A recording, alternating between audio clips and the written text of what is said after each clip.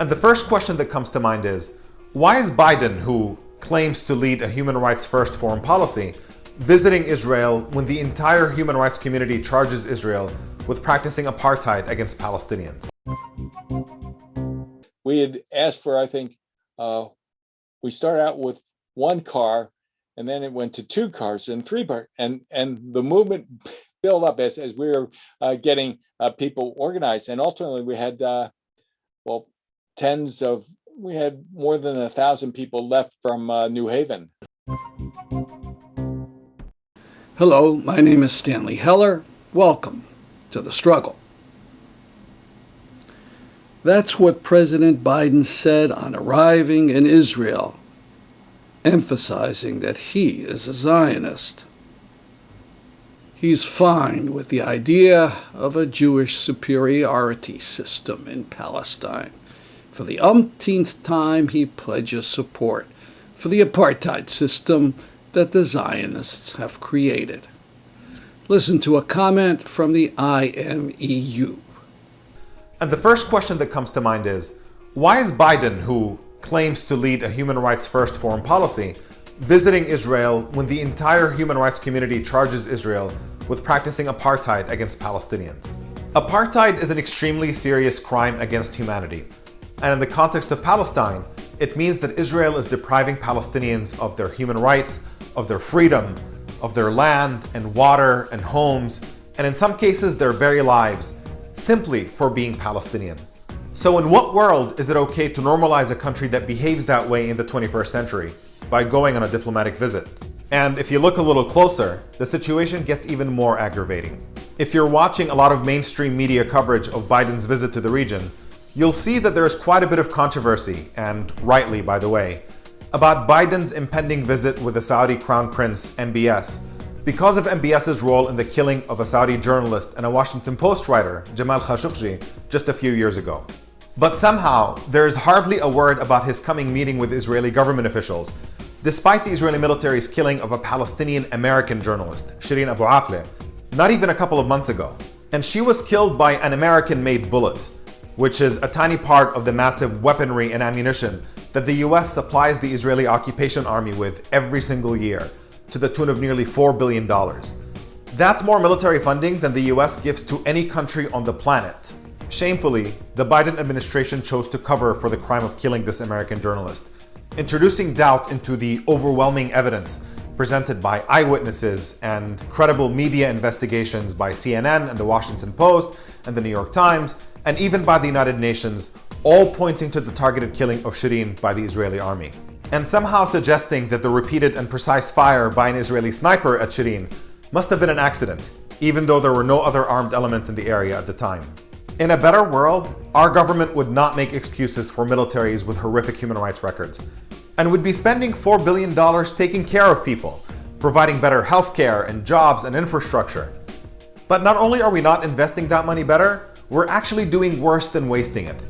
It would in fact be better to just throw that money in the trash than to spend it the way we currently are, giving it to a foreign military that commits daily war crimes against Palestinians. That includes imprisoning and torturing children and bombing civilian areas, among a wide range of documented abuses. And if all of this weren't enough, the Biden administration isn't just refusing to hold Israel accountable, they actually want to reward Israel for its atrocious behavior by allowing it to join the US visa waiver program. That means that Israelis would be granted the special privilege of entering the US without a visa, at the very same time that Israel, by our own State Department's admission no less, is practicing systemic discrimination against American citizens of Palestinian, Arab, and Muslim origin, regularly harassing them and denying them entry. That treatment, by law, precludes Israel from joining the US visa waiver program. But Biden wants to reward them even after they've killed an American journalist and while they are subjecting American citizens to abuse and harassment. This is not a moral or defensible foreign policy. If the Biden administration refuses to hold Israel accountable for its crimes, then it is our job as Americans to hold this administration accountable for disregarding human rights. Now listen to an anti-apartheid speech by someone who won't stand for excuses. What disturbs me more than the policy that you call a policy is the rationale for the policy. The rationale for the policy. You set out 4 principles that you adhere to, and then and I will go over them in a moment. Then you say on page 14, we must not become part of South Africa's problem. We must remain part of their solution. We must not aim to impose ourselves, our solutions, our favorites in South Africa. Damn it, we have favorites in South Africa. The favorites in South Africa are the people who are being repressed by that ugly white regime. We have favorites. Our loyalty is not to South Africa, it's to South Africans. And the South Africans are majority black, and they are being excoriated. What a hypocrite. You do know that Biden is accepting all that Trump accomplished for Zionism. The Democrats and Biden had long opposed moving the U.S. Embassy to Jerusalem. But once Trump did it, Biden was fine with it. And it's recently been uncovered that the land on which the embassy is being built is Palestinian land. And the documents proving that were just uncovered. What a hypocrite. Shireen Abu Akla's family in Palestine asked for a meeting with Biden. After all, she was a U.S. citizen, a Palestinian American. But evidently the word Palestinian cancels out the word American. Secretary of State Blinken invited the family to come to the United States. Where does he want them to go? Will he take them to Disney World? These are banners in Bethlehem on the West Bank.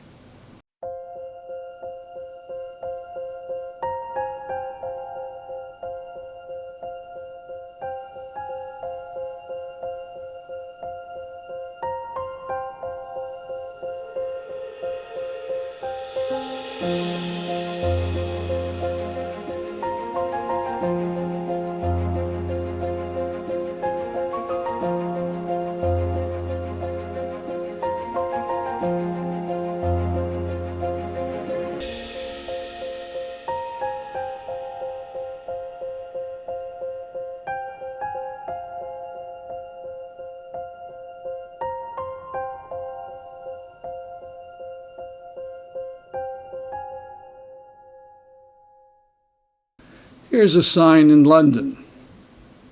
Palestinian journalists covering the Biden press conference in Jerusalem wear Justice for Shireen shirts and leave a seat empty for their colleague.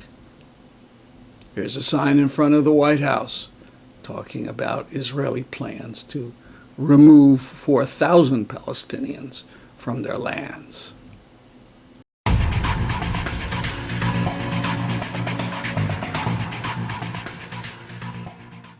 From Democracy Now!, the story about the 10-year-old rape victim who was forced to leave her home state of Ohio to travel to Indiana to get an abortion, and how the Forced Birth Crusaders want her treated. In Ohio, police have arrested a man accused of raping and impregnating a 10-year-old girl. 27-year-old Gerson Fuentes was arraigned in Columbus Wednesday and is being held on $2 million bond. Prosecutors say he confessed to raping the girl on at least 2 occasions.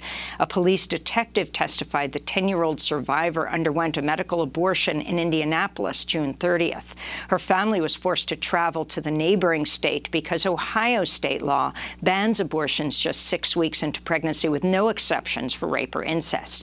This case drew international attention after it was first reported by the Indianapolis Star July 1st and was cited by President Biden as evidence of the cruelty of the Supreme Court's decision overturning Roe. Many Republicans, including Ohio Governor Mike DeWine, questioned the validity of the story. Ohio Congressmember Jim Jordan tweeted, "Another lie, anyone surprised?" Jordan's tweet was later deleted without explanation.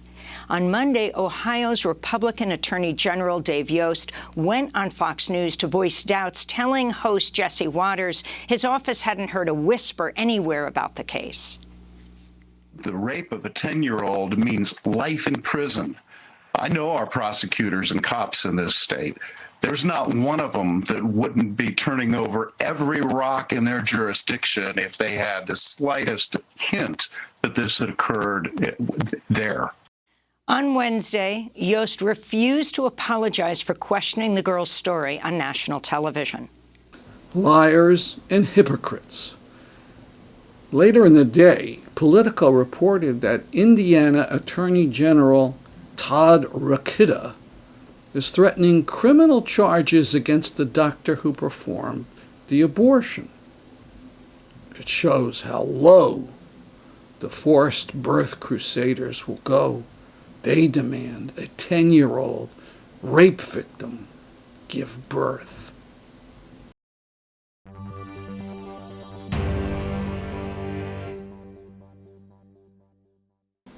Here's a question. When was the largest anti-nuclear rally ever in the United States? It took place June 12th, 1982, in New York's Central Park when 1 million people gathered. I spoke to one of the main organizers in Connecticut of that rally, Paul Hodel, and I'll play part now of the audio interview I did with him. I'll be speaking to Paul Hodel, a longtime peace activist, the president emeritus of Promoting Enduring Peace. And in particular, we're going to talk about June 12th, 1982, a peace demonstration in Central Park, New York City, against nuclear weapons. Good afternoon, Paul. Hello, Stan. Thanks for having me here. Okay. That peace demonstration, that was about what topic? What were people concerned with on June 12th? Well, the peace demonstration took place in 1982 because there was a special session of the United Nations that was occurring at that time to consider the issue of disarmament of nuclear weapons.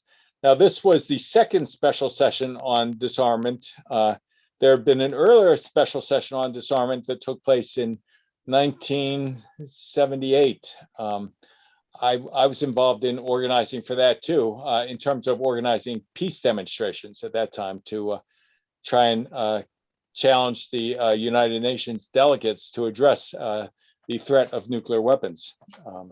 So that demonstration took place in 77, 78. It was not nearly as large as the demonstration that took place in 82. But still, it's important, I think, to put the demonstration from 82 in that larger historic context. In fact, And the reports say that 1 million people gathered in Central Park, and that made it the largest anti-nuclear demonstration and the largest political demonstration in the United States. 1 million people. yep, it was great. It was a great thing. But again, it's important, I think, to understand the background of it, because there have been a strong peace movement that had been growing certainly since the time of the Vietnam War. And I still remember being involved with peace groups who were talking about what we could do to both address the roots of war. Why was it that the United States had maintained the long war in Vietnam? And then what could we from the peace movement do to get to the roots of that war, and also what could do to try and establish some degree of peace in the future.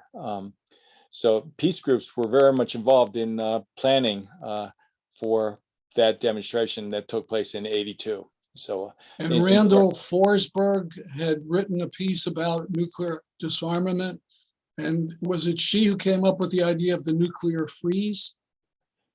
actually, Randy Forsberg, but then some other people too had been talking about ways that we could address the dangers of nuclear weapons. So she may have come up with that phrase. I'm not sure, freeze, but we've been working with the idea of a moratorium on nuclear weapons. And I think using the freeze was just to popularize it, because moratorium was just a more complicated concept. And what did that mean, freeze? What did you want the big powers to do? Well, basically, we wanted the United States and the Soviet Union to freeze the the development, production, and deployment of nuclear weapons. So we wanted to focus on that. So again, we're trying to get to the roots of the threat of nuclear weapons, and so we wanted to go through the process, so to speak. So understanding the research and development of nuclear weapons, we wanted to freeze that, to stop that production, the development and deployment of those. So it was trying to freeze the process of that. And also we were trying to push for the Soviet Union to do something similar, to follow that. And let me say that at that time, there were some negotiations that were taking place. I mean, there were some leaders of Congress, it's hard to imagine nowadays, but there were leaders of Congress who were really addressing the danger of nuclear weapons. And the two principal persons in the Congress, senators, were Mark Hatfield, who was a Republican from Oregon. That time, he's now gone, but it was Mark Hatfield and Ted Kennedy from Massachusetts, who was the other. He was the Democrat who was pushing for it. So there's a bipartisan effort to try and address the threat of nuclear weapons. In fact, they ultimately a book was published about the work of developing the freeze resolution and things. And in this book, I should say that there's a list of many of the organizers from the United States who were involved in supporting the freeze resolution. I understand it was introduced into the legislatures of 9 states and passed in 8 of them. Yes, that's right. And it certainly was introduced in Connecticut. I remember that. In fact, at that time, Irving Stolberg was the Speaker of the House, and he had already done some work before he became Speaker of the House. He'd been involved in work as a professor and also as just a student of the United Nations, who was very interested in getting the state of Connecticut to take seriously the work of the United Nations and the need to address the threat of nuclear weapons. And so he pushed through a resolution at that time, calling for nuclear disarmament. And again, it was the work of legislatures like in Connecticut that helped to push the United Nations along to address this question.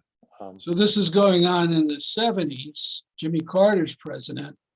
And Yes. then Reagan comes in, and people get very frightened because he had talked about vastly increasing the armaments of the United States, and the possibility of nuclear war seemed pretty real. I think that's the background of what's going on in 1982. So Yep. people started organizing for this rally. You remember how many months earlier people started organizing? Well, we'd already been organizing. Again, this goes back to in the 70s. I connected back to the peace movement in the Vietnam War and trying to get to the roots of war, though. And so we'd already been organizing, and we did organizing in 70s. Again, we organized against for the first special session on disarmament, took place in the late 70s. And then we were at that same time doing a series of teach-ins around the country. We did several teach-ins in New Haven.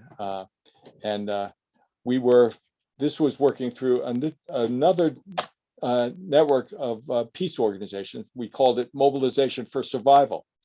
And Mobilization for Survival had come together again in 76, 77, when Sidney Lenz, labor organizer, published an article in the Progressive magazine called The Day Before Doomsday.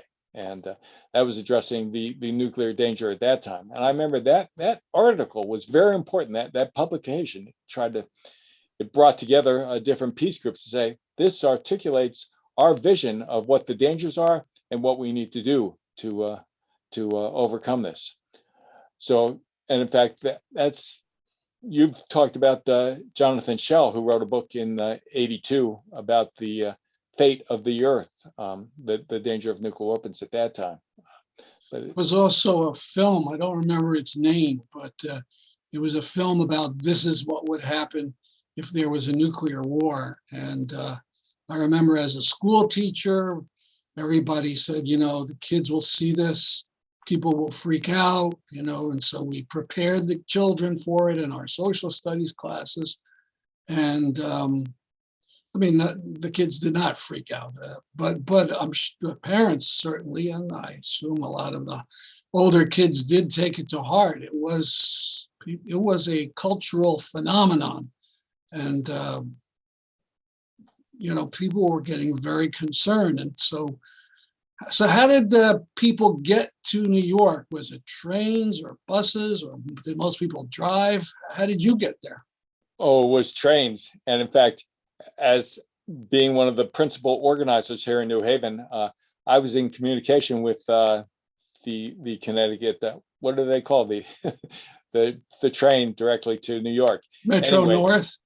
Yeah, okay.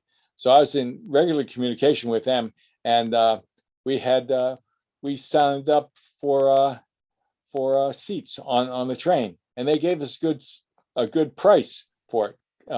We had asked for, I think, we started out with one car, and then it went to two cars and three cars, and the movement built up as we were getting people organized, and ultimately we had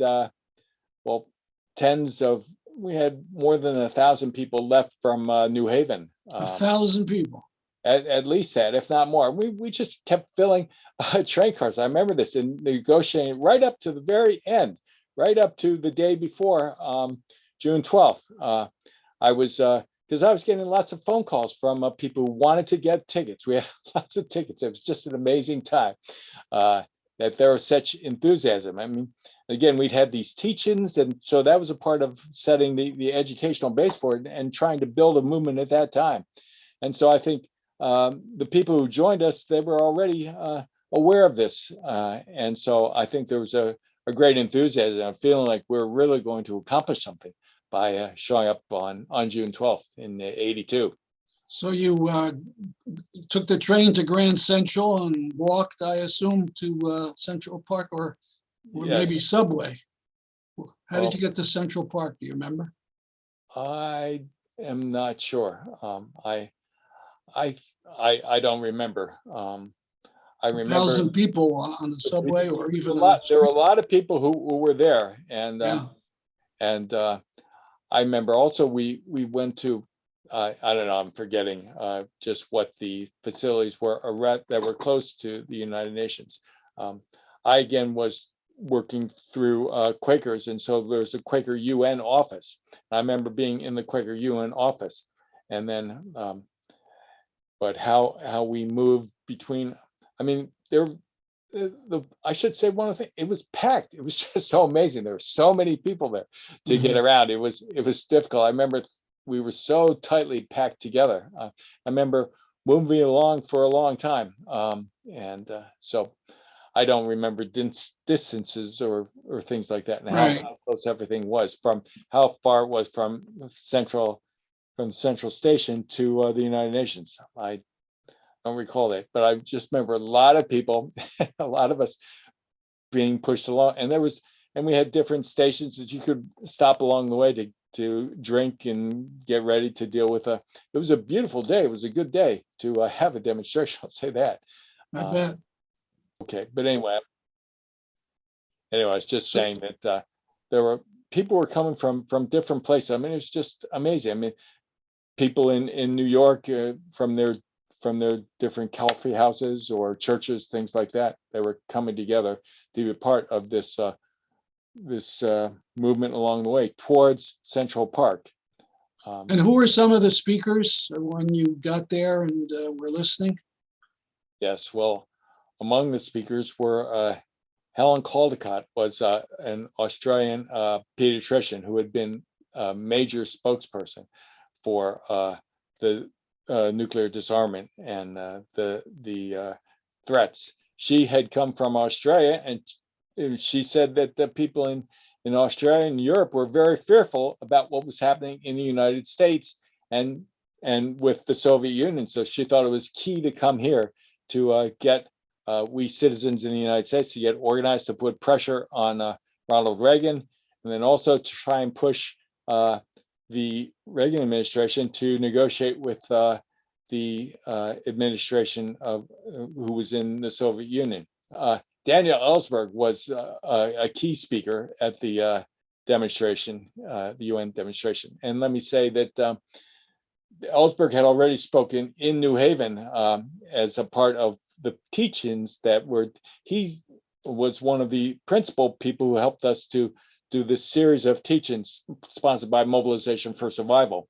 So in fact, Ellsberg spoke at a variety of other mobilization teach-ins. I was involved with the ones in New Haven, but they were also taking place in Boston, along with Randy Forsberg, I think you made reference to, and other people. We had it's kind of ironic that, so this is 82, and Ellsberg doesn't come out for another, I don't know, almost 40 years before he talks about his own role in the nuclear weapons program. I mean, people remember him for Vietnam, but as he revealed just a couple of years ago, he was absolutely at the top in nuclear weapons planning, and he saw that the Eisenhower doctrine on war with Russia was simply, if there was war, throw everything we had at them. And in the first day or two, something like 400 million people would be killed, some unbelievable number. And he kept quiet about that and then wrote about this just a couple of years ago. Well, it was published in a book several years ago, but actually he was speaking about that already. In fact, I remember him being during the teach-in that he was speaking at great length about his involvement in nuclear weapons planning. I remember it vividly because he was getting quite emotionally distraught about it. That's our program for today. See you next week at this time. I'm Stanley Heller for The Struggle.